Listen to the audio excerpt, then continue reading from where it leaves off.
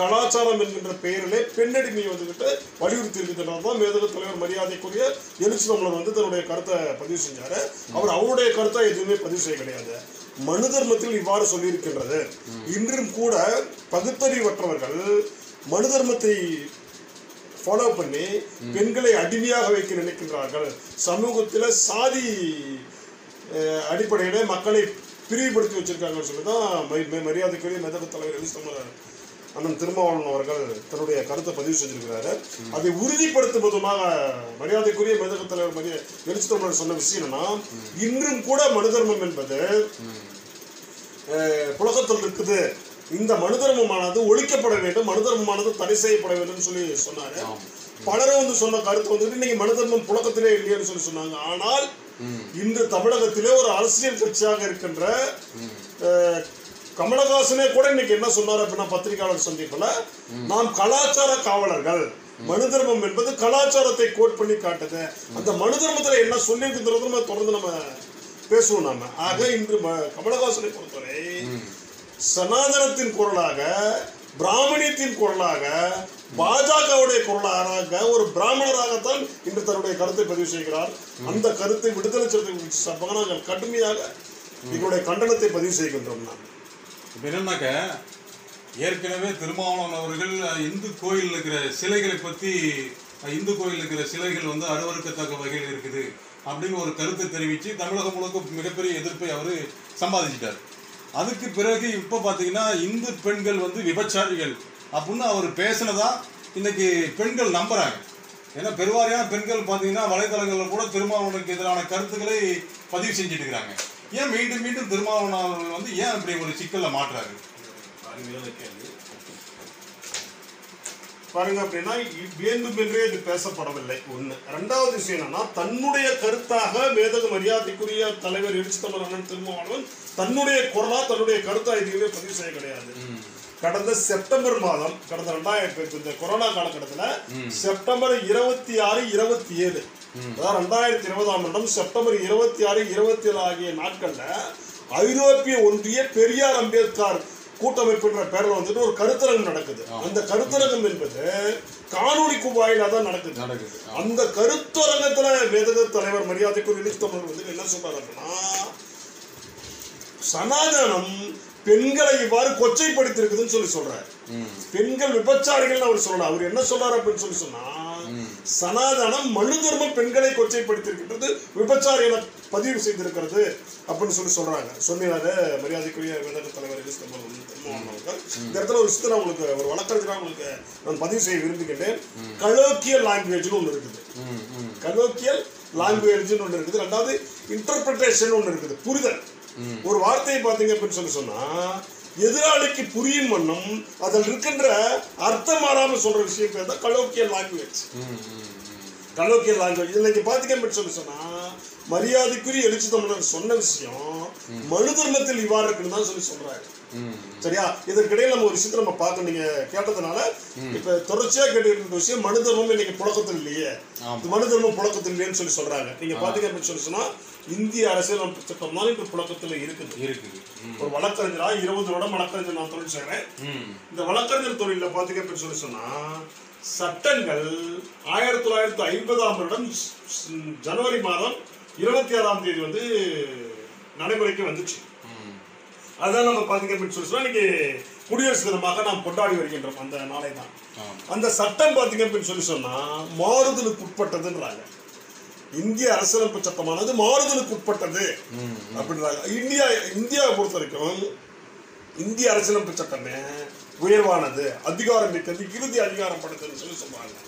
அந்த இந்திய அரசியலமைப்பு சட்டத்துல சட்டங்கள் எதையெல்லாம் சட்டமாக வச்சுக்கலாம்னு சொல்லி சில கோடு இருக்குது. அதை எங்களுக்கு பார்த்தீங்க அப்படின்னு சொல்லி சொன்னால், ஒவ்வொரு சட்டக்கல்லூரி மாணவருமே சட்டக்கல்லூரியில் சேர்ந்த உடனே எங்களுக்கு முதல் பாடமாக ஜூரிஸ் ப்ரொடக்ட்ஸ்னு வைப்பாங்க. ஜூரிஸ் ப்ரொடக்ட்ஸ் அதில் என்ன சொல்கிறாங்க அப்படின்னு சொல்லி சொன்னால், சட்டங்கள் 3 வகையில் உருவாக்கலாம் அப்படின்னு சொல்லி சொல்கிறாங்க.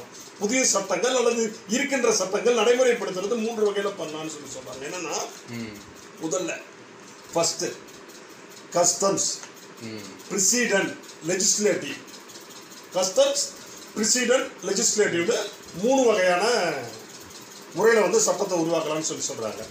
முதல்ல நம்ம பின்பாண்டு போய்க்கோ. லெஜிஸ்லேட்டிவ் அப்படின்னா என்ன பார்த்தீங்க அப்படின்னு சொல்லி சொன்னா, இந்தியா என்பது பாராளுமன்ற ஜனநாயகத்தை கொண்டது. பாராளுமன்ற ஜனநாயகம்னு பார்த்தீங்க அப்படின்னு சொல்லி சொன்னா, தேர்ந்தெடுக்கப்பட்ட, அதாவது பொதுமக்களால் தேர்ந்தெடுக்கப்படுகின்ற பிரதிநிதிகளை கொண்ட அவையானது சட்டத்தை ஏற்றும்.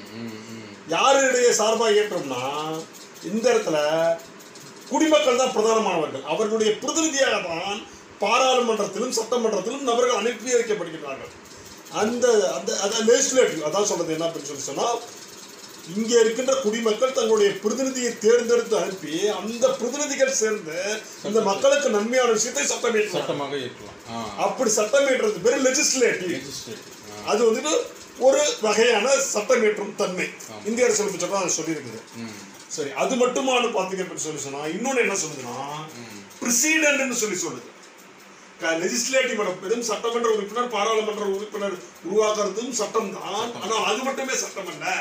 பிரசிடென்ட்ஸ் அப்படின்னு ஒரு முறை இருக்குது. அது என்னன்னு பாத்தீங்க அப்படின்னு சொல்லி சொன்னா, உச்ச நீதிமன்றம் உயர் நீதிமன்றங்கள் ஒரு சில வழக்குகள்ல தீர்க்கப்படாத பிரச்சனைகள்ல வழிகாட்டுதல் வழங்கும். ஒரு வழக்கு உச்ச நீதிமன்றத்திலோ உயர் நீதிமன்றத்திலோ ஒரு வழக்கு விவாதிக்கப்படும், அங்கே தீர்ப்பு வழங்கப்படும். அந்த தீர்ப்பை கீழமை நீதிமன்றங்கள் அதை போன்ற வழக்குகளை பின்பற்றணும். அதை அடிப்படையாக கொண்டு இங்க தீர்ப்பு நீங்க கொடுக்கணும். ஒரு வழக்கு ஒரே தன்மையுடைய வழக்கு உயர் நீதிமன்றத்தில் உச்ச நீதிமன்றத்தில் விவாதிக்கப்பட்டு அங்கே தீர்ப்பு வழங்கப்பட்டு விட்டது என்று சொன்னால், அதை போன்ற தன்மையுடைய வழக்குகள்ல கீழமை நீதிமன்றங்கள் அந்த அந்த ஜட்ஜ்மெண்டை ஃபாலோ பண்ணுறாங்க. That called president. இரண்டாவது முறை பாத்தீங்க அப்படின்னா, மூன்றாவது முறை என்று என்னன்னு பாத்தீங்க அப்படின்னா, கஸ்டம்ஸ். கஸ்டம்ஸ் அப்படின்னா பாத்தீங்க அப்படின்னு சொல்லி சொன்னா, காலங்காலமாக பின்பற்ற வருகின்ற நடைமுறையானது தடை செய்யப்படும் வரை அதை பின்பற்றணும். அந்த இடத்துல தான் நீங்க பாத்தீங்க அப்படின்னு சொல்லி சொன்னா, கஸ்டம்ஸ்னா காலமாக பின்பற்ற வருகின்ற நடைமுறையை தடை செய்யும் வரை சட்டமாக நீங்க கருதலாம் அப்படின்றத கஸ்டம்ஸ் பாத்தீங்க அப்படின்னு சொல்லி சொன்னா நீங்க கேட்கலாம், இது இந்தியாவில் வாய்ப்பு இருக்குதுங்களா? இந்தியாவில் தான் இந்திய அரசியலமைப்பு சட்டம் வந்துருச்சு அப்படின்னு சொல்லி சொல்லலாம். இந்த இடத்துல நீங்க பாத்தீங்க அப்படின்னா 1947 தான் நம்ம சுதந்திரம் அடைஞ்சோம். 1947 தான் சுதந்திரம் அடைஞ்சோம். இந்தியாவுக்கென்று ஒரு சட்டமானது 1950 தான் உருவாக்கப்பட்டுச்சு. இந்தியா சுதந்திரம் 1947. இந்தியாவிற்கான ஒரு சட்டம் 1950 தான் உருவாக்கப்பட்டுச்சு.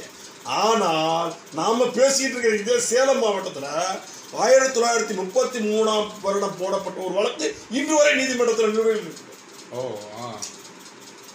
கிபி 1933 போடப்பட்ட வழக்கு இன்று வரை சேலம் நீதிமன்றத்தில் நிலுவையில் இருக்குது. அப்ப நீங்க 1947 உருவாக்கப்பட்ட சட்டத்துல நீங்க பாத்தீங்க அப்படின்னு சொல்லி சொன்னா, அன்றைய வழக்குக்கு எப்படி தீர்ப்பு சொல்ல முடியும் உங்களால? அதற்கு அதை போன்ற சூழல்ல அன்று சூழல் எப்படி இருந்துச்சு, அன்னை சட்டமுறை எப்படி இருந்துச்சு, அதையெல்லாம் பார்க்க வேண்டிய தேவை இருக்கு. தற்கால கஷ்டம். அதனாலதான் மனு தர்மம் என்பது நீங்க பாத்தீங்க அப்படின்னு சொல்ல, அதே மாதிரி பாத்தீங்க அப்படின்னா ஜூரிஸ்ப்ருடன்ஸ்ல எங்களுக்கு ஒரு விஷயம் சொல்றது என்னன்னா, மனு தர்மம் என்பது எந்த ஒரு தனிப்பட்ட நபரால் எழுதப்பட்ட புத்தகம் கிடையாது. இது வந்து மனு தர்மம் என்பது எந்த ஒரு தனிப்பட்ட நபரால் எழுதப்பட்டது கிடையாது. It's a code of law. Code of law பலர் பல்வேறு காலகட்டத்தில் பயன்படுத்திய விஷயங்களை தொகுத்து இதுதான் சட்டம்னு சொல்லி கொடுத்துருக்காங்க. Code of law, Indian penal code அப்படின்னு பாத்தீங்கன்னா, இந்திய தண்டனை சட்டம் கோடு ஒரு இது வந்து மனு கோட், கோட் ஆஃப் லா. இந்தியாவை பொறுத்தவரை நீங்க பாத்தீங்க அப்படின்னு சொல்லி சொன்னா, இருக்கின்ற மனுஸ்ருதி மனுஸ்மிருதின்னு சொல்லி சொல்றாங்க இல்லையா, காதால் கேட்ட சட்டங்கள், காதால் கேட்ட விஷயங்கள். அதற்கப்புறமா எழுத்து மூலமா நமக்கு கிடைக்கிற ஆவணம், பழமையான ஆவணம் என்னன்னு பாத்தீங்கன்னா இந்த மனு தர்மம் தான். இந்த மனு தர்மம் பெண்களை மிகவும் கொச்சைப்படுத்துது, மிக மிக கொச்சைப்படுத்துது. அதனாலதான் நம்ம தடை செய்யணும்னு சொல்லிட்டு மேதகு தலைவர் மரியாதைக்குரிய எலிசபெத் இன்னைக்கு போராடிட்டு இருக்கிறாரு.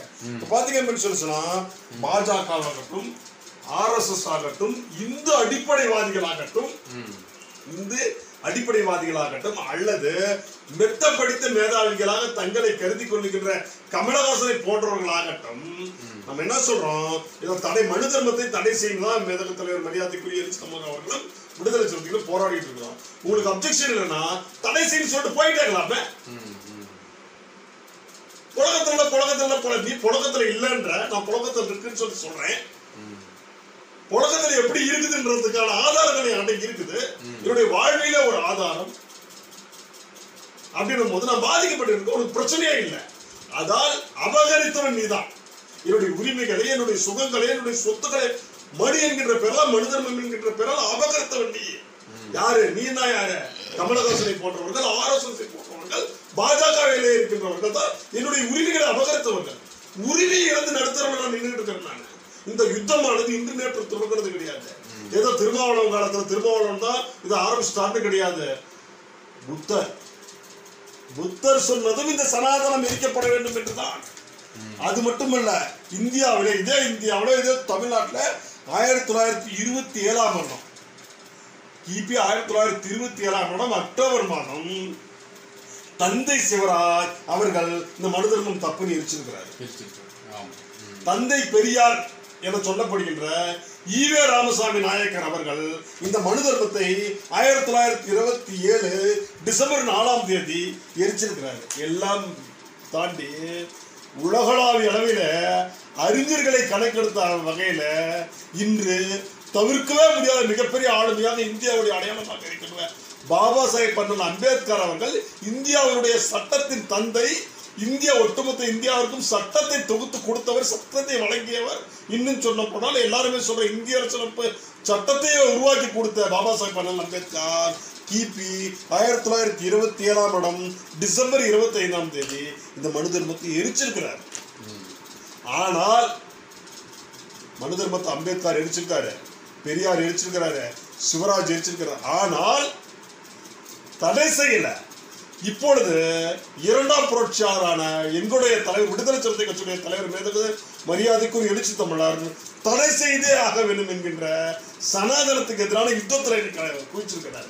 ஏதோ விடுதலை சிறுத்தைகள் தலைவர் ஏதோ ஒரு கூட்டத்தில் பேசிட்டாங்க, அது தலைவர் மேல அவதூறு அவங்க பேசுறாங்க, அதனால விடுதலை சிறுத்தைகள் இன்னைக்கு நாங்கள் போராட கிடையாது.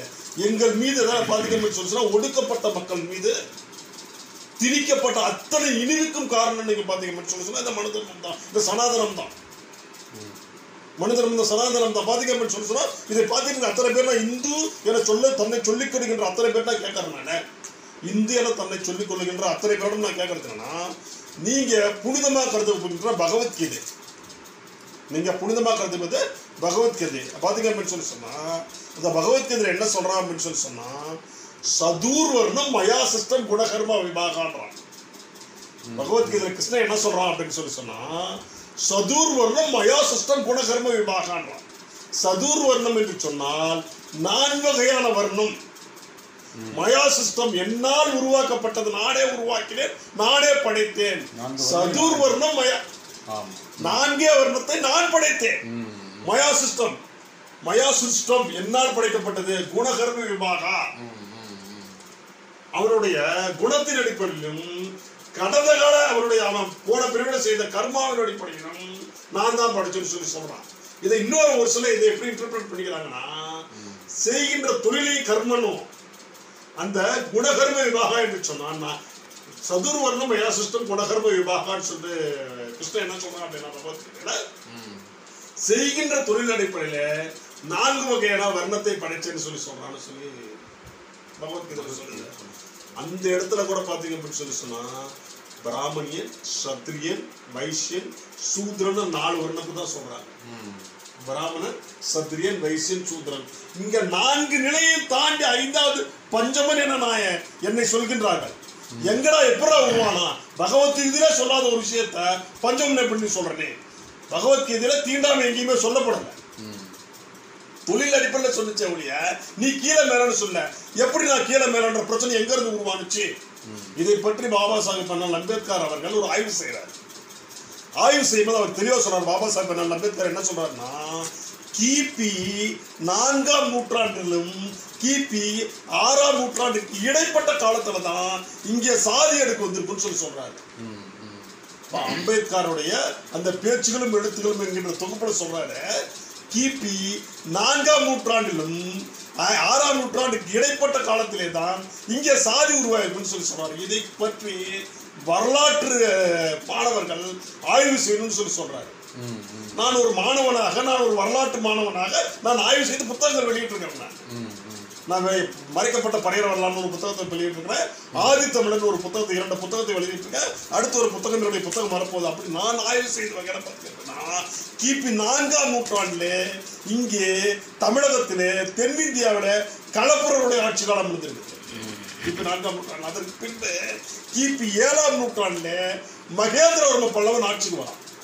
மகேந்திரவர்ம பல்லவன் காலத்திலே தான் இங்கே சாதி தோன்றுது. அதிகாரத்தின் மூலமாக, ஆட்சி அதிகாரத்தின் மூலமாக இங்கே பிராமணியர்கள், சனாதனவாதிகள் தங்களுடைய திட்டத்தை சட்டம் என்ற பெயரில் செயலாற்ற உருவாக்குறாங்க. இது கிபி 7ஆம் நூற்றாண்டு. வரலாற்று ஆய்வு செய்ய யாரும் மகேந்திரவர்ம பல்லவனுடைய காலத்துல, மகேந்திரவர்ம பல்லவன் காலகட்டத்திலே அந்த உருவான அந்த சனாதனத்திற்கான அந்த அதான் என்ன சொல்ல போறோம், அதற்கு முன்பே பிராமணியம் வந்துருச்சானா ஆட்சி அதிகாரத்தின் மூலம் என்ன சொல்றாங்க அப்படின்னு சொல்லி சொன்னா வரலாற்று அறிஞர்கள், பிராமணிய சத்திரிய கூட்டு உருவாகுது. அரசனை வைத்து பிராமணர்கள் சட்டத்தை உருவாக்கி தன்னுடைய சட்டம் ஏற்றுக்காதவர்களை போறான் கீழ் சாதி, பஞ்சமர்கள், தீண்டத்தகாதவர்கள் அப்படின்னு ஒதுக்கி வைக்கிறாங்க அப்படின்னு சொல்லி சொல்றாங்க. அதே வேளைதான் இன்று RSS அன்று மகேந்திரவர்ம பல்லவனை வைத்து ஆரம்பித்த அந்த சதிச்செயல் இன்று நரேந்திர மோடி மூலமா ஆட்சி அதிகாரத்தை வைத்து மறுபடியும் அதே வேலையை நடக்குது. அதுதான் தவறுன்னு சொல்லி சொல்றோம். நான் எல்லாத்தையும் தாண்டி பாத்தீங்க அப்படின்னு சொல்லி சொன்னா இப்ப நம்ம வந்துருவோம், நம்ம சப்ஜெக்டுக்கு வருவோம். நம்ம என்ன பேசணும்னா இன்று இந்த சனாதனத்தை எதிர்க்க வேண்டிய அவசியம் இதனால வந்துச்சு. எழுச்சி திருமாவளவன் சனாதனத்தை இன்று அரசியலுக்காக எதிர்க்கின்றாருன்னு நிறைய பேர் சொல்றான். தன்னுடைய அடையாளத்துக்காக எதிர்க்கிறான்னு நிறைய பேர் சொல்றான். அந்த அவங்க அத்தனை பேருக்கு நான் சொல்ல விரும்பின விஷயம் என்ன அப்படின்னா, கிபி 2004ஆம் வருடம் ஏப்ரல் மாதம் இதே சேலம் மண்ணிலே இந்துத்துவ எதிர்ப்பான நடத்தும் விடுதலை சக்தி. இந்துத்துவாவை 2004 இதே மண்ணில இந்துத்துவ எதிர்ப்பு மாநாடு விடுதலை சக்திகள் நடந்துச்சு. சனாதன எதிர்ப்பு மாநாடு கடந்த வருடம் திருச்சியில் நடந்துச்சு. சனாதன எதிர்ப்பு பேரணி ஏப்ரல் மாதம் இதே வருடம் சனாதன எதிர்ப்பு பேரணி திருச்சியில் நடந்துச்சு. ஆக விடுதலை சிறுத்தைகள் தங்களுடைய வழிநடுக சனாதனத்தை எதிர்க்கின்ற யுத்தத்தை நடத்திக்கிட்டே தான் இருக்கிறாங்க. எங்களுடைய தலைவர் மரியாதைக்குரிய எழுச்சி தமிழர் தங்கள் சனாதனத்தை எதிர்க்கிற யுத்தத்தை தொடர்ந்து நடத்திட்டு இருக்காரு. கிபி 2004 சேலத்தில் இந்துத்துவ எதிர்ப்பு மாநாடு வகைர மாநாடே நடத்துறோம். கிபி 2019 திருச்சியில சனாதன எதிர்ப்பு மாநாடு நடத்துறோம். கிபி 2020 சனாதன எதிர்ப்பு பேரணி நடத்துறோம். இன்று சனாதனத்தின் ஆணி வேறான root cause of all the evils அப்படின்வாங்க. Root cause of all the evils in the society அப்படின்றது அதுதான் சனாதனம். அந்த சனாதனத்துடைய ஆதார பிம்பமாக ஆணிவேராக இருக்கின்ற மனு தர்மத்தை இன்று நம்ம பிராண்ட் சொல்லி வந்து நிற்கிறோம். இந்த நேரத்தில் பார்த்தீங்க அப்படின்னு சொல்லி சொன்னா மனு தர்மத்துல இந்த புத்தகம் பார்த்தீங்க அப்படின்னு சொல்லி சொன்னா நான் எழுதியது அல்ல, கடையில் இது கிடைச்சிச்சு. காவியா பதிப்பகம் வெளியிட்டிருக்கிறாங்க. காவியா பதிப்பகம் வெளியிட்டிருக்கிறாங்க. குறிப்பிட்டு பண்ணிக்கணும். அதாவது மனு தர்மம் வந்து ஒரு சமஸ்கிருதத்தை அடிப்படையா எழுதப்பட்ட நூலாக இருக்குது. திருமாவளவனுக்கு சமஸ்கிருதம் தெரியுமா? இப்போ குஷ்பு கூட என்ன சொல்றாங்கன்னா, அது யாரோ மொழிபெயர்த்து விட்டதால் நாங்கள் நம்ப மாட்டோம், நாங்கள் மனு தர்மத்தில் அப்போ எழுதவே இல்லை, திருமாவளவன் மன்னிப்பு கேட்கணும் அப்படிங்கிறாங்க. இது சமஸ்கிருதத்தை அடிப்படையாக கொண்ட இந்த நூலை வந்து அவர் படிக்காம பேசிக்கிறாரு அப்படின்னும் சொல்லப்படுகிறது. அது சேர்த்து பதில் சொல்லுங்க. இது பாருங்க, காவியா பதிப்பகம் சொல்லிட்டு மனு தர்மத்தை பத்தி தமிழ்ல வெளியிட்டு இருக்காங்க. எந்த ஒரு சொல்லிட்டு இருக்காங்கன்னா 1987 முதல் பதிப்பு வந்து 1987 மனு தர்மம் காவியா பதிப்பகம் வெளியிட்டு இருக்கிறாங்க. யார் இதை பண்ணாங்கன்னா தமிழ்நாடன் என்பவர் வந்துட்டு தமிழாக்கம் பண்ணியிருக்கிறாரு. முதல் பதிப்பு 1987, இரண்டாம் பதிப்பு 1993, மூன்றாம் பதிப்பு 1997, நான்காம் பதிப்பு 2003, ஐந்தாம் பதிப்பு 2011, இன்னைக்கு வரைக்கும் கடையில கிடைச்சிக்கிட்டு இருக்குது. அதே மாதிரி பாத்தீங்க சொல்லி சொன்னா இந்த புத்தகம் பாத்தீங்க, இது ஒன்லி தமிழ்ல மட்டும் இருக்குது மனு தர்மம். இந்த புத்தகம் என்ன பண்றாங்கன்னு சொல்லி சொன்னா சான்ஸ்கிரிட் என்று சொல்லப்படுகின்ற சமஸ்கிருதத்துல இருக்கின்ற அந்த ஸ்லோகனை சொல்லி அதற்கு கீழே தமிழாக சொல்லியிருக்கிறாங்க. நேரடியான மொழிபெயர்ப்பா இருக்குது. இதுல என்ன அதை பாத்தீங்க, இது கடைகள்ல கிடைக்குது. அன்னை ஸ்ரீ ஆனந்த நாச்சியம்மா என்பவர்கள் வந்துட்டு எழுதுறதா சொல்றாங்க. சரியா? இது யாருன்னா இந்து பப்ளிகேஷன் வெளியிட்டு இருக்கிறாங்க. நாங்க என்ன சொல்றோம் முதல்ல விஷயம் புரிஞ்சுக்கணும் என்னன்னா, இதெல்லாம் பேன் பண்ண வெளியே வராது. இல்ல இப்ப பொதுமக்கள் அந்த பொதுமக்கள் பார்வையிலிருந்து கேட்கிறேன், உண்மையிலேயே அந்த நூல்ல அப்படிதான் எழுதப்பட்டிருக்கா? பெண்களை இழிவுபடுத்துறார்களா? அப்படி சொல்லப்படுகிறதா? பெண்களை விபச்சாரிகள் சித்தரிக்கிற மாதிரி இருக்குதா? அதை அப்படியே உங்களால வாசிக்க அருமையான கேள்வி. இதில் நீங்க பாத்தீங்க சொன்னா பாத்தீங்கன்னா ஸ்லோகம், இந்த புத்தகம் மனுநீதி என்னும் மனு தர்ம சாஸ்திரம், இந்த புத்தகத்துல பாத்தீங்க சொன்னா பக்கம் 98 என்ன சொல்றாங்க அப்படின்னு சொன்னா,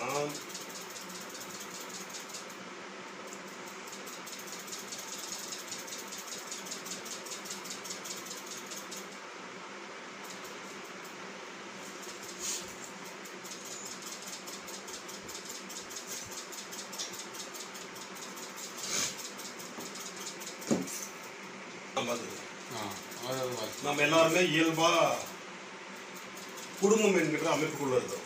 அது தங்கதுரையாகட்டும், இமயவரமன் ஆகட்டும், யாராக இருந்தாலுமே குடும்பம் என்கின்ற அமைப்புல வாழ்ந்துட்டு. அந்த குடும்பம் என்கிற அமைப்புல தாய், தந்தை, சகோதரன், சகோதரி, மகள், மகன், இதுதான் இந்த கூட்டம் சேர்ந்த இந்த நபர்கள் சேர்ந்ததான் ஒரு குடும்பம் என்கிற அமைப்பு. இந்த குடும்பத்தை பத்தி என்ன சொல்றான் அப்படின்னா, அந்த மனு தர்மத்துல என்ன சொல்றாங்க அப்படின்னு சொன்னா, பக்கம் 299 அத்தியாயத்துல என்ன சொல்றாங்கன்னா, ஸ்லோகம் 215 என்ன சொல்றாங்க அப்படின்னா,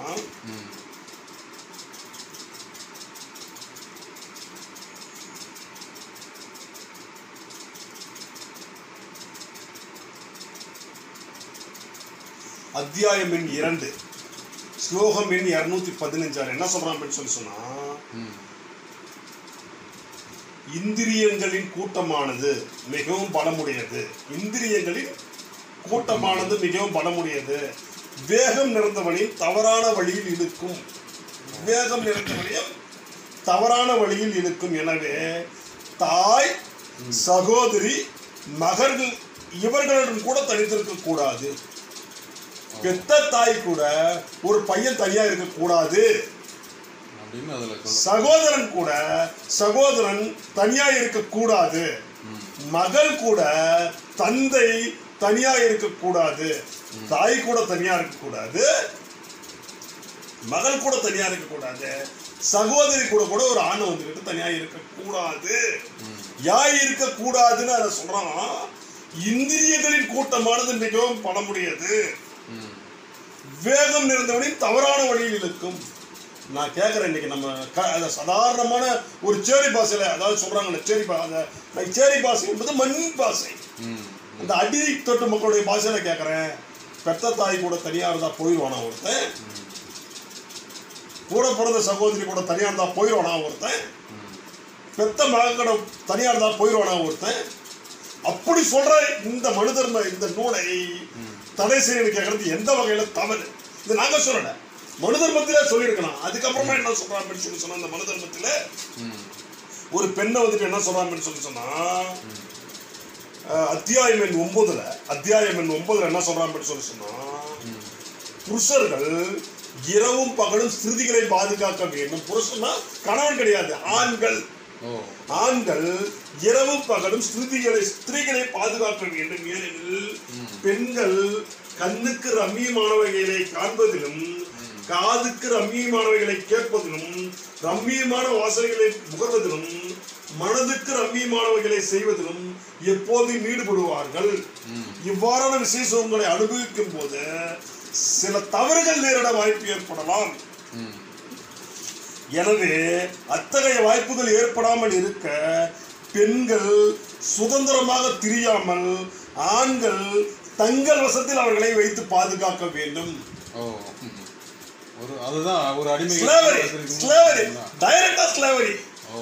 அடிமைன்னு வச்சுக்கடா, உன் கண்ட்ரோல்ல தான் இருக்கணும், ஒரு பெண் அளவில் ஆனந்த. அதுக்கப்புறமா என்ன சொல்றான்னா, அத்தியாயம் 9 அடுத்த ஸ்லோகத்தில் என்ன சொல்றான்னு சொன்னா, சிறு வயது பெண்ணை தந்தை பாதுகாப்பான், யவ்வன பருவத்தில் கணவன் பாதுகாப்பான், வயோதிகத்தில் புத்திரர்கள் பாதுகாப்பார்கள். எனவே பெண் என்பவள் எப்போதும் பிறரால் பாதுகாக்கப்படுவாள என்று சுதந்திரமாக இருக்கத்தக்கதல்ல. பெண்கள் சுதந்திரமாக இருக்கக்கூடாதுன்னு சொல்லி தமிழ்ல பற்றி பெற்றா. இந்த தமிழ்நாட்டிலே தான் இரும்பு பெண்மணி ஜெயலலிதா ஆட்சி செய்து போயிருக்கிறாங்க. தற்போது நடந்து கொண்டிருக்கின்றது இரும்பு பெண்மணி அம்மா ஜெயலலிதாவுடைய ஆட்சி அப்படின்னு சொல்லிட்டு இருக்கிறாங்க. இந்த காலகட்டத்தில் பெண்கள் சுதந்திரமா இருக்கிற தகுதியே இல்லைன்னு சொல்லி மனுதர்மம் இருக்கலாமா?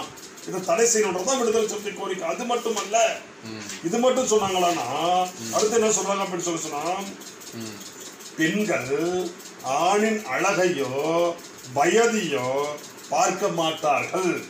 அழகனாக இருந்தாலும் குருவியாக இருந்தாலும் பொருட்படுத்தாமல் ஆண்மகனாக இருந்தால் போதும் என்று அனுபவிப்பார்கள்.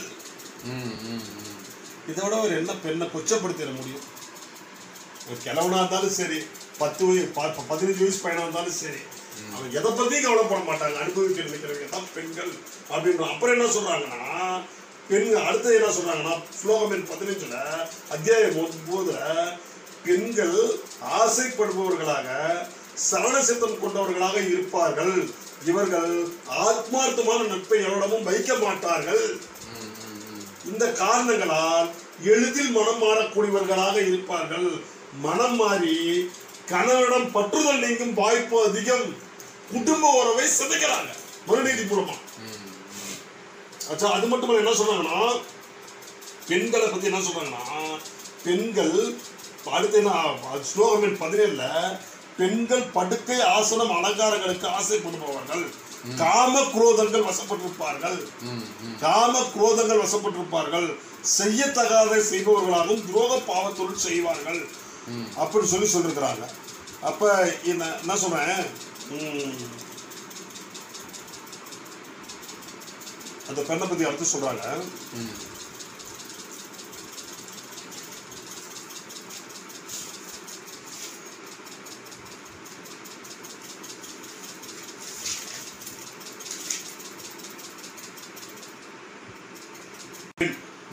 ஒரு பெண் 19 சொல்றாங்க, ஒரு பெண் கரம் பிடித்து கொடுக்கப்பட்ட தன் கணவனுக்கு இஷ்டமில்லாததை சிறிதேது மனதில் நிறுத்திருந்தால் அதுவும் விபச்சாரமே ஆகும். யார் சொல்றது? மனு தர்மன் நீ இவங்க சொல்றது. இதை தடை செய்யணும் சொல்லி சொல்றோம் நாங்க. இன்னைக்கு புழக்கத்துல நீங்க சொல்லிட முடியாது. ஏன்னா இன்றும் பல வழக்குகள்ல இதை கோட் பண்றாங்க. இன்னைக்கு நீதிபதிகள் இதை கோட் பண்றாங்க. இன்னைக்கு கோட் பண்றாங்க. நம்ம சொல்றது என்னன்னா, இந்த மனு தர்மத்தை சமூகத்திற்கு அநீதியான இந்த மனு தர்மத்தை இந்த காரணங்களால் நம்ம வந்துட்டு தடை சொல்லி சொல்றோம். இது தான் நீங்க நம்ம போராடிட்டு இருக்கோம். இது மட்டும் அல்ல, இந்த மனு தர்மத்தை என்ன பண்றாங்கன்னு சொல்லி சொன்னா, நான் ஏற்கனவே நான் சொன்னேன், பகவத்கீதை என்ன சொல்றாங்க அப்படின்னு சொல்லி சொன்னா, சதுர்வர்ணம் மயாசிஷ்டம் குணகர்ம விபாகம்னு சொல்றதுன்னா, இங்க இந்துக்களுடைய அந்த காலமா எதை பார்க்கறாங்கன்னா, வேத காலம்னு ஒன்று பார்க்குறாங்க. அடுத்து பார்த்தீங்க அப்படின்னு சொல்லி சொன்னால் இதிகாச காலம்னு சொல்லி பார்க்குறாங்க. வேத காலம்னா ரிக் யஜுர் சாம அதர்வணம் என்கின்ற 4 வேதங்கள், யஜுர் சாம அதர்வண வேதம் என்கின்ற 4 வேதங்கள் கோலோச்சிய காலம்னு சொல்லி சொல்றாங்க. அந்த 4 வேதத்தின் அடிப்படையில் மக்கள் வாழ்ந்த காலம்னு சொல்லி சொல்றாங்க. அந்த வேத காலத்தில் என்ன சொன்னாங்க அப்படின்னு சொல்லி சொன்னா, புருஷ சூத்திரம்ன்ற பகுதியில பிராமணன் வாயிலிருந்து பிறந்தவன், சத்திரியன் தோளிலிருந்து பிறந்தவன், வைசியன் தொடையிலிருந்து பிறந்தவன், சூத்ரன் பாதத்திலிருந்து பிறந்தவன் சொல்லி சொல்றாங்க. சரியா? ஆனால் இங்கே சமூகத்துல இந்த 4 தவிர்த்து பஞ்சமன் என்று ஒரு தனியா ஒரு பிரிவே இருக்குது. வேத காலத்திலே அவர்ணம் வர்ணத்திற்கு எதிரானவர்கள், வர்ணத்தை பின்பற்றுபவர்கள், வர்ணத்திற்கு எதிரானவர்கள் அவர்ணவாதிகள். இந்த வர்ணத்தை நான் ஒத்துக்க மாட்டேன். ஏன்னா பிராமணன் உயர்ந்தவன் அப்படின்னு சொல்றது நான் ஒத்துக்க மாட்டேன். அந்த கோட்பாட்டுக்கு எதிரான கருத்தை கொண்டிருக்கிறவர்கள், அந்த வர்ண கோட்பாட்டுக்கு எதிரான கருத்தை கொண்டிருப்பவர்களை அவர்ணவாதிகள் சொல்லி சொன்னாங்க. அந்த அடிப்படையில் பாத்தீங்கன்னா கௌதம புத்தர், சித்தார்த்தர், பாபா சாஹேப் அம்பேத்கர், தந்தை பெரியார் வழியிலே எங்கள் தலைவர் மேதகு மரியாதைக்குரிய எழுச்சி அவர்ணவாதி தான்.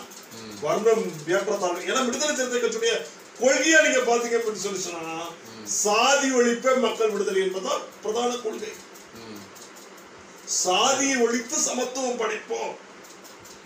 பெண் அடிமை என்பது ஒழிக்கப்பட வேண்டும். பெண் அடிமைத்தனம் என்பது ஆணும் பெண்ணும் சமம்.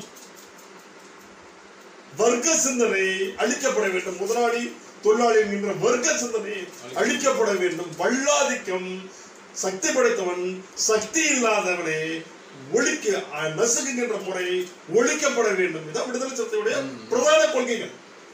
ஆக சனாதனத்துக்கு எதிராக உருவாக்கப்பட்ட அமைப்புதான் விடுதலை சிறுத்தை கட்சியே. அதனாலதான் மனு தர்மத்தை விடுதலை சிறுத்தைகள் ஏற்றுக்கொண்டிருக்கின்றன.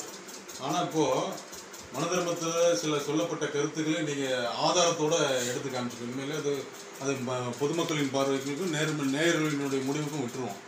ஆனா இதுல மனு தர்மத்துல பெண்களை இழிவுபடுத்துற விஷயம் இருக்குது, பாராட்டியும் கூட சில விஷயங்கள் இருக்குது. பெண்களை முதன்மைப்படுத்தியோ அவங்களை மேம்படுத்தியும் சொல்லிருக்கிறோம். அதெல்லாம் சொல்லாம இது மட்டுமே குறிப்பிட்டு சொல்றதுங்கிறது எந்த வகையில் சரின்னு ஒரு சிலர் சொல்றாங்க. இன்னும் சிலர் என்ன சொல்றாங்கன்னா, நாங்கள் மனு தர்மத்தை நாங்களும் கூட முழுசா ஏத்துக்கல, மனு தர்மத்தை நாங்கள் முடிஞ்ச அளவுக்கு எந்த இடங்களுக்கு தவறு இருக்குதோ அந்த இடங்களுக்கு கூட நாங்கள் அதை தவிர்க்கலாம்னு தான் நினைக்கிறோம். இன்னைக்கு இந்திய அரசியலமைப்பு சட்ட நடைமுறைக்கு வந்த பிறகு பெண்கள் இன்னைக்கு பெருவாரியான சுதந்திரங்களை அனுபவிக்கிற பிறகு சாதிய கட்டுமானங்கள் தளர்ந்திருக்கிற இந்த காலகட்டத்தில், நிறைய கலப்பு திருமணங்கள் நடக்கிற இந்த காலகட்டத்தில், சாதி மறுப்பு திருமணங்கள் அங்கீகரிக்கப்பட்ட ஒரு திருமணமாக சட்டம் இயற்றி நடைமுறையில் இருக்கிற இந்த காலகட்டத்தில் மீண்டும் அந்த மனு தர்மத்தை படித்து காட்டுவதும் அதற்கு விளக்கம் அளிப்பதும் அது சரியா இருக்குமா அப்படிங்கிறத ஒரு கேள்வியா அவங்க கேட்குறாங்க. இதை எப்படி? அற்புதமான கேள்வி. மனு தர்மம் இன்று நடைமுறையிலே இல்லை. சேலத்துல, இந்த சேலம் மாவட்டத்துல திருமலகிரி என்கின்ற பகுதியில சேஷகிரீஸ்வரர் என்கின்ற ஆலயத்துல 2019ஆம் வருடம் தான் பறையர்கள் கோயிலுக்குள் நுழைய முடிச்சு. 2019ல 2016ஆம் வருடம் ஏப்ரல் மாதத்தில் பறையர்கள் கோயிலுக்குள்ள வரக்கூடாதுன்னு சொல்லி கோயில் எடுத்து மூடிட்டோம். இது சேலத்துல திருமலகிரி என்ற பகுதியில. சேலத்திலே கந்தம்பட்டி என்கிற பகுதியில திரௌபதி அம்மன் ஆலயத்துல 2006ல பறையர்கள் அது வரைக்கும் கோயிலுக்கு நுழையக்கூடாதுன்னு சொல்லிட்டு தான் விடுதலை சிறுத்தைகள் போராட்டத்தை முன்னெடுத்து பறையர்களை கோயிலுக்கு கூட்டிட்டு போனோம். சாமி கும்பிடுறதுக்காக கூட்டிட்டு போகல. முதல்ல புரிஞ்சுக்கணும், நீங்க யாரை விடவும் யாரும் குறைவானவர்கள் கிடையாது. யாரை விடவும் யாரும் குறைவானவர்கள் கிடையாது. யாரை விடவும் யாரும் தாழ்ந்தவர்கள் கிடையாது. இந்த பூமியில எல்லாருமே சமம் நிறுவுவதற்காக விடுதலை சிறுத்தைகள் போராடிட்டு இருக்கு. இன்னைக்கும் கூட பல கிராம கோயில்கள்ல பறையர்கள் நுழைய முடியாது, சக்கலிகள் நுழைய முடியாது, பல்லர்கள் நுழைய முடியாது. அதுக்காக இன்று வரை போராட்டங்கள் நடந்துட்டு இருக்கு. சேலம் மாவட்டத்தில், நம்ம இருக்கிற சேலம் மாவட்டத்தில், சேலம் மாநகர பகுதியில் 2018 பறையர்களை கோயிலுக்குள்ளே விடுதலை சிறுத்தைகளுடைய போராட்டத்தின் விளைவாக மேதக தலைவர் மரியாதைக்குரிய எழுத்தனுடைய உத்தரவின்படுத்தல கோயில்கள் இன்னைக்கு வரைக்கும் கூட்டிட்டு போனாங்க. இன்னைக்கு வரைக்குமே நீங்களே சொல்றீங்க கலப்பு திருமணம் நடக்குதுன்னு சொல்றீங்க. என்ன குதிரைக்கு மனுஷனுக்குமா நடக்குது திருமணம்? நாய்க்கு மனுஷனும் நடக்குதா? சாதி மறுப்பு திருமணங்கள். சாதி ஒன்று எப்படி வந்துச்சுன்றதான பிரச்சனையா? சாதி மறுப்பு திருமணம் வரும்போது சாதிக்கு ஆரம்பமே இதான் அந்த மனுதானே. சாதி மறுப்பு திருமணமும் நடக்குது, கலப்பு திருமணம் நடக்குதுன்னா தான் உளவியல் ரீதியா கீழ்சாதி மேல்சாதி என்கிற நிலை இருக்குதுன்னு நம்ம ஒத்துக்கிட்டே ஆகணும். எல்லாத்தையும் தாண்டி பாத்தீங்க அப்படின்னு சொல்லி சொன்னா அந்த என்ன சொல்ல போனா கலோக்கியல் லாங்குவேஜ்ல சொல்றதுன்னா தட்டு நிறைய இலை நிறைய ஒரு தலவாழி அரைப்ப இலை பரப்பி இலை பூரா அறுசுவை உணவுகளின் பரப்பி உலகத்தில் இருக்கின்ற அத்தனை இனிப்பு பதார்த்தத்தையும் பரப்பி அனைத்து வகையான சைவ உணவுகளை பரப்பி நடுவுல கொஞ்சம் மலத்தை அள்ளி வைத்தால், இன்னும் சொல்ல போனா அந்த இலை நடுவுல பீ அள்ளி வச்சா யாராவது சாப்பிட முடியுமா? இது போன்ற கடுமையான விமர்சனங்களை நீங்க இந்து மதத்துல தான் குறை சொல்றீங்க. இஸ்லாமிய மதத்துல கூட பெண்களுக்கு இன்னும் பரிதானிக்கிறாங்க. இஸ்லாமிய பெண்களுக்கு கடுமையான தடைகள்லாம் இருக்குது. அவங்க கூட சுதந்திர காற்றை சுவாசிக்க முடியாமல் நிலைமை இருக்கிறாங்க. அதெல்லாம் நீங்க சுட்டி காட்ட மாட்டேங்கிறீங்க. உங்களுக்கு திராணி இருக்குதா, துணிச்சல் இருக்குதா? ஏன் மீண்டும் மீண்டும் மனு தர்மத்தையே பிரிச்சு மேறீங்கன்னு சில பேர் கேட்கறாங்க. அருமையான கேள்வி, அருமையான கேள்வி. இது என் வீடு, என்னுடைய வீடு, என்னுடைய அப்பா, என்னுடைய அண்ணன், என்னுடைய தம்பி, இந்த குடும்பம் இந்த குடும்ப அமைப்புடைய ஒரு குடும்ப அமைப்புடைய எங்களுடைய தலைவர் மேதகு தலைவர் மரியாதைக்குரிய எழுத்தமிழர் அமைப்பாய் திரள்வோம்ல அழகா சொல்லியிருப்பாரு. மதம் என்று சொன்னால் குடும்ப அமைப்பு என்கின்றது சிறிய அமைப்பு, மதம் என்கின்றது ஒரு பெரிய அமைப்பு. இது குடும்பம். குடும்பம் ஒரே விஷயம் தான். நாங்க கேட்கறது என்னன்னா, நான் இந்து என்று நீ ஏற்றுக்கொண்டில்லை என்று சொன்னா இந்து தர்மத்திலே இருக்கின்ற குறைகளை நான் கலையணும்னு நினைக்கிறதால சரின்னு ஒத்துக்கிட்டு தான் நீ ஆகணும். இல்லை நான் இந்து இல்லைன்னு சொல்லிடுங்க. பிரச்சனை எனக்கு அவங்களால பக்கத்து இது பாத்தீங்க அப்படின்னு சொல்லி சொன்னா, இங்கே இருக்கின்ற இஸ்லாமியர்களோ இங்கே இருக்கின்ற கிறிஸ்தவர்களையோ நான் வெளியான்னு சொல்லல. ஆனால் அதே சமயம் அவர்கள் பெரியப்பாவை விட சித்தப்பாவை விட இந்த குடும்பத்தை சேர்ந்தவர்கள் தான். அவர்கள் தனி கொடுத்தம் போயிட்டாங்க. இஸ்லாமிய மார்க்கம் என்கின்ற தனி கொடுத்துறதுக்கு ஒருத்தம் போயிட்டான், கிறிஸ்துவ மார்க்கம் என்கின்ற தனி கொடுத்துறதுக்கு ஒருத்தம் போயிட்டான். நீ தான் இங்கே இருக்கிறான். இங்கே நீ எனக்கு இப்ப பண்ணுகின்ற கொடுமையை நிறுத்தணுன்றதான் என்னுடைய பிரதான கோரிக்கை இருக்க முடியும். நீங்க கேட்கறது எப்படி கேட்டுக்கிட்டு இருக்கீங்க அப்படின்னு சொல்லி சொன்னா, ஏண்டா அவன் அடிக்கிறான் இவன் திட்டுறான் அதெல்லாம் நீ கேட்க மாட்ட. ஒன்னு அடிச்சா மட்டும் கேட்பியானா? என்ன அடிச்சாலே கேட்டுதானே அவனுக்கு வழி எனக்கு தானே. அடிக்கின்ற உனக்கு வழி இல்லை, அடி வாங்குற எனக்கு தானே வழி. அப்ப நான் கேட்டுதானே தீரணும். என்ன அடிக்காத நிறுத்துறா, என் மேல இழிவை சுமத்தாத நிறுத்து, என்னை கீழ்சாதி என்று சொல்லாத நிறுத்து. முதலில் உங்கள் மீதான தாக்குதலை நீங்க எதிர்த்து. ஆமா, எங்கள் மீதான தாக்குதல், ஒடுக்கப்பட்ட மக்கள் மீதான தாக்குதல். காலமா இன்னும் சொல்ல போனா, நான் எனக்கு ஆயிப்போச்சு 47 வயசு ஆயிப்போச்சு. இந்த 47 வயதுல நான் 5 வயதுல பள்ளிக்கூடத்துக்கு போனேன். நானு என்று கல்வி பயில ஆரம்பித்தேனோ அன்றிலிருந்து இன்று வரை இமயவரமணியனை கீழ்சாதின்னு சொல்லி இந்த உலக முத்திரை குத்திகை என்கின்ற அவமானத்தோட வாழ்ந்துட்டு இருக்கேன். அந்த அவமானத்தை முதல்ல நிறுத்தணும் இல்லையா? அவங்களுக்காக அந்த அவமானம் இல்லாம இருக்கணும் இல்ல. அப்புறம் கீழ்சாதி முதல் நான் எந்த வகையிலும் எவனையோடும் குறைவானவன் அல்ல. சட்டக்கல்லூரி படித்திருக்கின்றேன். விடுதலை சிறுத்தை கட்சி என்கின்ற ஒரு ஜனநாயக அமைப்புல மாநில செயலாளராக இருக்கின்றேன். வழக்கறிஞர் தொழில் பண்றேன்.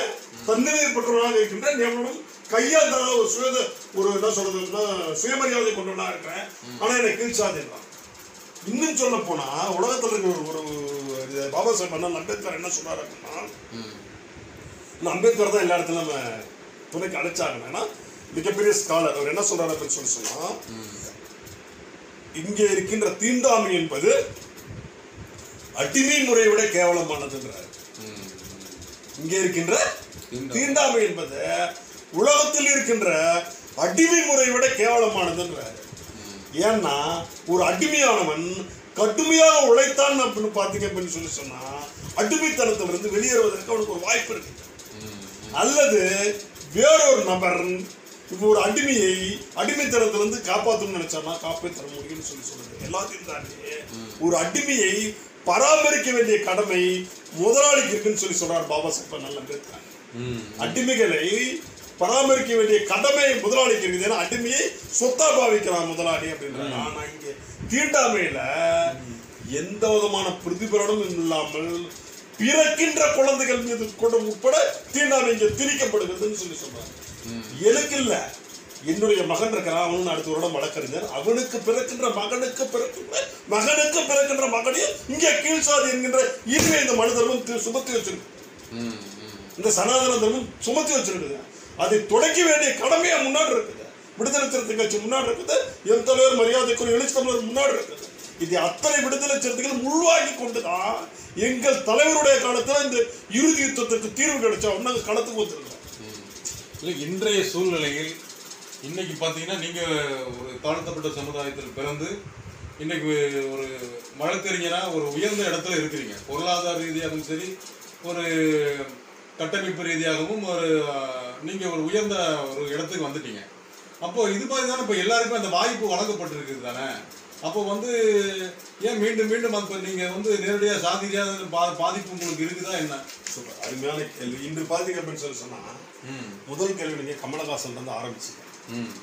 கமலஹாசன் என்று செய்தியாளர் சந்திப்பில் ஒருத்தர் சொல்றாரு, காவல்துறையை சேர்ந்த ஒருத்தர் இருக்காரு அப்படின்னா ஐஜி மௌரியாவை தான் அவர் சொல்லியிருப்பார்னு நினைக்கிறேன். மௌரியா என்கின்ற ஒரு காவல் உயரதிகாரி, ஐஜியா இருந்து ரிட்டையர் ஆனவர். அவர் தாழ்த்தப்பட்ட சமுதாயம் பட்டியல் இனத்தை சேர்ந்தவர்கள், நல்ல கவனிங்க, பட்டியல் இனத்தை சேர்ந்தவர்கள். ஐபிஎஸ் ஆஃபீஸரா ரிட்டையர் ஆயிட்டாரு. இமயவரமன்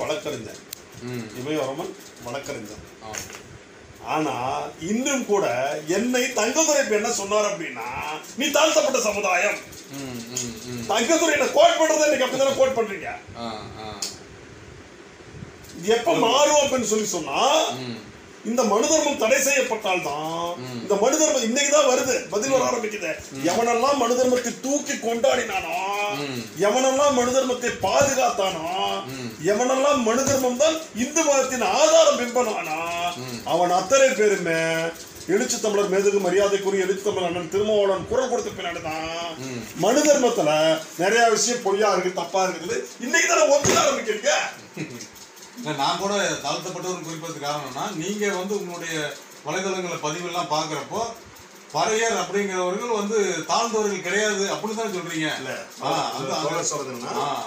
தங்கதுரை தனிப்பட்ட முறை நான் கோவப்படல, இந்த சமூகத்தின் பார்வையாக தங்கத்துடைய பார்வையை நான் பாக்குறேன். சமூகத்துடைய பார்வையா, சமூகத்தின் பிரதிநிதியாகத்தான் தங்கத்துடைய பார்வையை நான் பாக்குறேன். அதே மாதிரி இப்ப நீங்க என்னுடைய புத்தகம் மறைக்கப்பட்ட பறையர் வரலாறு புத்தகத்தில் என்னுடைய தனிப்பட்ட இமயம் இந்த கேள்விக்கு நான் சொல்றது என்னன்னா, என் புத்தகத்தில் நான் அழகா சொல்றேன். என்ன சொல்றேன் அப்படின்னு சொன்னா, இந்த சனாதனத்தை ஏற்றுக்கொள்ளாதவர்களே பறையர்கள் என்ற அன்று வந்துட்டு ஒதுக்கி வைக்கப்பட்டார்கள். அவர்ணவாதிகள் என பறையர்கள். தாழ்த்தப்பட்டவர்கள் இப்ப ரொம்ப சிம்பிளா திருமாவளவன் மனு தர்மத்தை தடை செய்ய சொல்றதுனால அப்படின்றதுனால மனு தர்மத்தில இவ்வளவு கொச்சையாக பெண்களை கொச்சைப்படுத்திருக்கிறான்னு உணர்ந்தும் கூட இதற்கு கொச்சை திரும்பி விட்டுட்டு திருமாவளவன் பெண்களை கொச்சைப்படுத்துறாரு. அவரு மேல நடவடிக்கை குஷ்பு கூட மன்னிப்பு கேட்கணும். அதுதான் யார் மன்னிப்பு கேட்கணும்? மனு தர்மத்தை எவனா தூக்கி கொண்டவனோ அவன் தானே மன்னிப்பு கேட்கணும். எரிக்கப்பட வேண்டியது மனு தர்மம் தானே. குஷ்பு ஒத்துக்கிறாங்களா? ஒரு நான் கேட்கிறேன், குஷ்பு வந்துட்டு ஒரு பெண், ஒரு ஆணும் பெண்ணும், ஒரு ஆணானவன் தன் தாய் கூட தன்னுடைய சகோதரி கூட தன்னுடைய மகன் கூட தனியாருக்கு கூட குஷ்பு ஒத்துக்கிறாங்களா? தைரியம் இருக்குதா குஷ்பு வந்துட்டு ஆமா இருக்கக்கூடாது, தப்பு நடக்கும்னு சொல்லிட முடியுமா? அவங்க திருமாவளவன் தெளிவா படிக்கணும்னு தான் சொல்றாங்க. தெளிவா ரொம்ப சிம்பிளா திருமாவளவன் மேதகு மரியாதைக்குரிய எழுச்சி தமிழர் படிச்சதுனாலதான் இந்த களத்துல நிக்கிறாரு. தயவு செய்து மரியாதைக்குரிய மேதகு எழுச்சி தமிழர் அவர்கள் குஷ்பாக்காக பேச வேண்டிய தேவையில்லை. என்னை போன்றவர்கள் இருக்கணும்.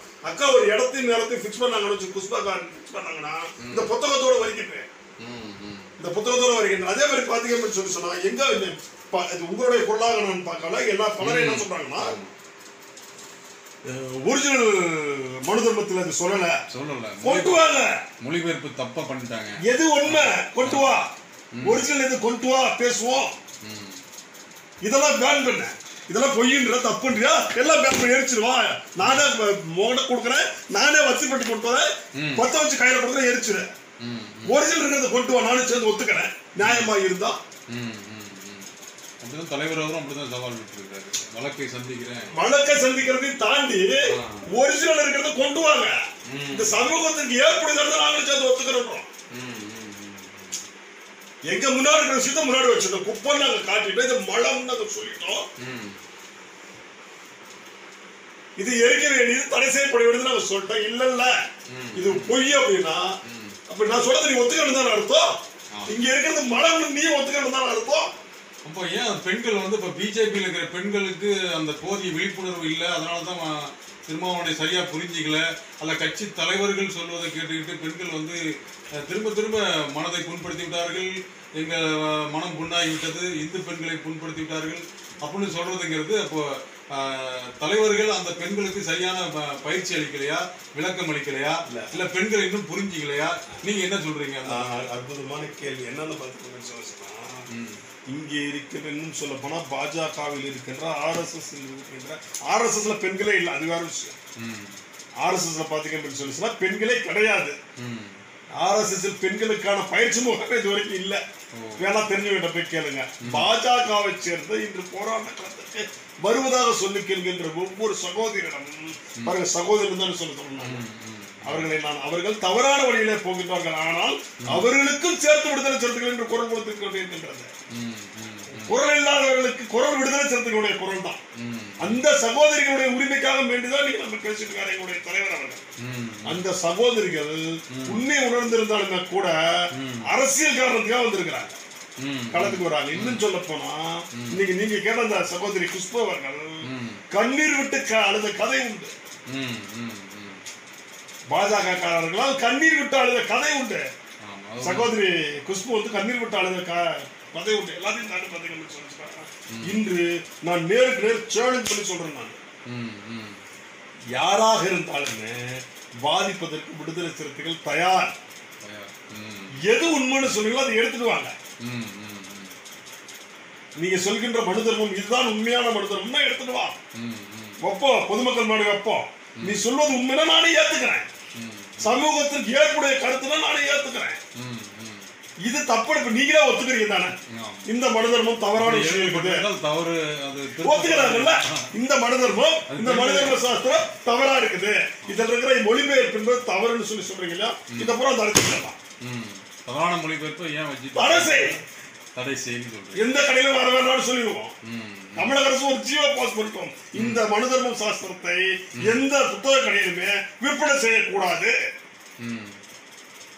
ஆனா இன்னொரு கேள்வி என்னன்னா, இந்த விஷயத்தை விடுதலை சிறுத்தைகள் கையில் எடுத்ததாகட்டும், அல்ல விடுதலை சிறுத்தைகள் திருமாவளவன் பேசியது தவறு அப்படின்னு கையில் எடுத்துக்கிற பாரதிய ஜனதா கட்சி ஆகட்டும், ரெண்டு கட்சிகளுமே அரசியலுக்காகவும் ஓட்டுக்காகவும் தங்களுடைய விளம்பரத்துக்காகவும் தான் இதை பண்றாங்க அப்படின்னு ஒரு குற்றச்சாட்டு இருக்குது. அருமையான கேள்வி. அதான் நான் ஏற்கனவே சொன்னேன். கிபி 2004 இந்துத்துவ எதிர்ப்பு மாநாடு நடத்திய கட்சி விடுதலை சிறுத்தைகள் கட்சி. கிபி 1999 முன்பு விடுதலை சிறுத்தைகள் கட்சி தேர்தல் பாதை திருடர் பாதைன்னு சொன்ன கட்சி விடுதலை சிறுத்தைகள் கட்சி. தேர்தல் பாதை திருடர் பாதை, தேர்தலுக்கே வரமாட்டோம், அரசியல் பாதைக்கு வந்து என்று சொன்னால் சமரசமாக வேண்டியிருக்கும். யுத்த களத்தில் சமரசம் வேண்டாம் என்று விடுதலை சிறுத்தைகள் என்பவர்கள் யுத்த களத்திற்கு வந்தவங்க, சமூகத்திற்கு எதிரான அவலத்தை தீர்ப்பதற்காக யுத்த களத்திற்கு வந்தவர்கள் விடுதலை சிறுத்தைகள்.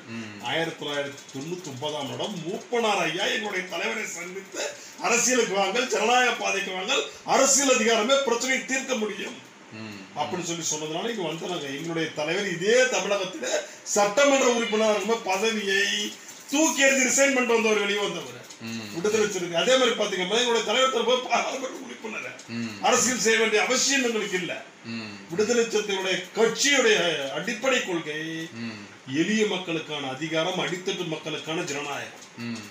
அது எப்ப நடக்கும்? சனாதனத்தை அளித்தால் மட்டுமே சமூகத்திற்கு தீர்வு கிடைக்கும். விடுதலை சிறுத்தை கட்சியுடைய நோக்கம். விடுதலை சிறுத்தை கட்சிங்க அரசியல் பண்ண வேண்டிய அவசியம் என்ன வந்துச்சு? அதே மாதிரி பாத்தீங்க சொன்னா இதேதான் எழுச்சித்தமிழ் திருமாவளவன் ஆரம்பித்து வைத்த யுத்தம் அல்ல இது. புத்தருடைய காலத்துல உருவாடுச்சு. மேலை நாடுகள்ல காரல் மார்க்ஸ் இதை கையில எடுத்தார். இந்தியாவிலே பாபா சாஹேப் அம்பேத்கர் இதை கையில எடுத்தார்.